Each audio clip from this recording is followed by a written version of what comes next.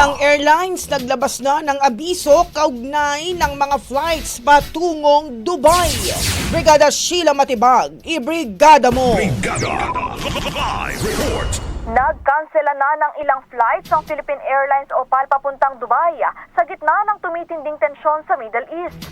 Sa abisong inilabas ng PAL ngayong araw, June 24, 2025, kanselado na ang mga biyaheng PR-684 Manila to Doha, PR-658, 659 Manila Dubai Manila at PR-654, 655 Manila Riyadh Manila. Bukas naman, kanselado na rin ang PR-685 Doha to Manila. Samantala, sa abiso naman ng Cebu Pacific kaninang tanghali, inanungsyong ang lahat ng mga flights papunta at mula Dubai ay magpapatuloy sa pag-operate gaya ng nakaschedule.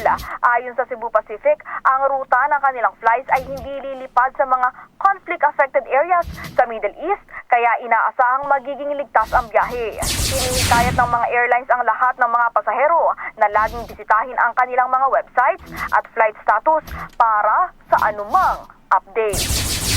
In the heart of changing lives, ako si Brigada Sheila Matibag ng 105.1 Brigada News FM Manila, The Music News Authority. Ang bahaging ito ay hatid sa atin ng PowerCell Salabat, ginhawa ng bawat nangangarap.